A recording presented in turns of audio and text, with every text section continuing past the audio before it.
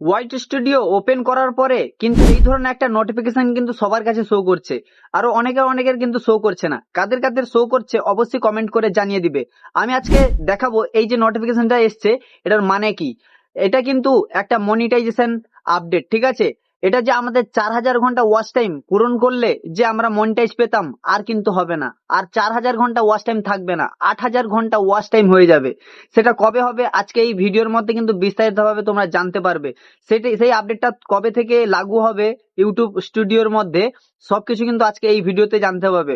অবশ্যই ভিডিওটা সম্পূর্ণভাবে দেখবে এবং চ্যানেলে যদি নতুন হয়ে থাকে অবশ্যই চ্যানেলকে সাবস্ক্রাইব করে পাশে থাকা বেল আইকনটি অল করে রাখবে, কারণ ইউটিউব ফেসবুক টিপস পাওয়ার জন্য।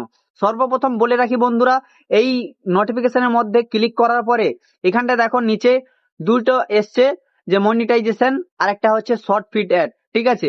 তো এটার মধ্যে কন্টিনিউ করার পরে যে অপশন গুলো আসছে একের পর এক আমি তোমাদেরকে দেখাবো। তো অবশ্যই ভিডিওটা সম্পূর্ণভাবে দেখবে, স্কিপ করলে কিন্তু বন্ধুরা ভিডিওটা মিস করবে আর কিন্তু জানতে পারবে না যে তোমাদের 4000 ঘন্টা ওয়াচ টাইমের বদলে 8000 ঘন্টা ওয়াচ টাইম কিভাবে পূরণ করতে হয়।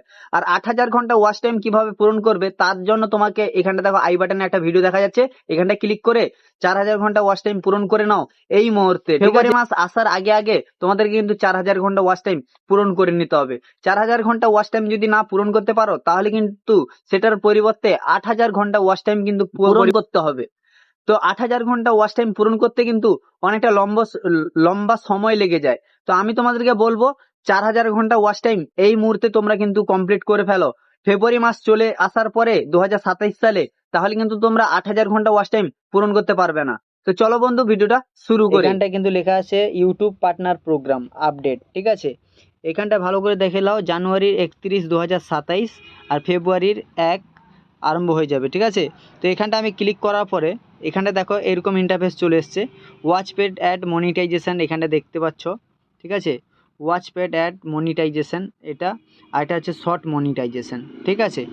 এই দুটো এখানটা দেখো নিচে এই যে আছে কন্টিনিউ, এই কন্টিনিউর মধ্যে তোমাদেরকে ক্লিক করতে হবে, ঠিক আছে। ক্লিক করার পরে এখানতে সাপ পুরো জানিয়ে দিয়েছে, এখানটা দেখে নাও। Update take after on the 1 February 2027, ঠিক আছে। এখানটা দেখতে পাচ্ছ, এখানটা নিচে লিখছে this watch paid monetization module মানে মডিফাই করেছে, ঠিক আছে।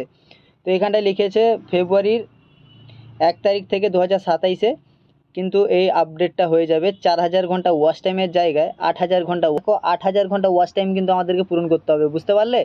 1000 সাবস্ক্রাইবার থাকবে, 4000 ঘন্টা ওয়াচ টাইমের জায়গায় কিন্তু আমাদেরকে এখানটা দেখো এই যে 8000 ঘন্টা ওয়াচ টাইম কিন্তু পূরণ করতে হবে। আরেকটা ছিল 10 মিলিয়ন ভিউজ, এখানটা দেখো 20 মিলিয়ন ভিউজ কিন্তু আমাদেরকে কিন্তু পূরণ করতে হবে। কিন্তু এটা কবে থেকে?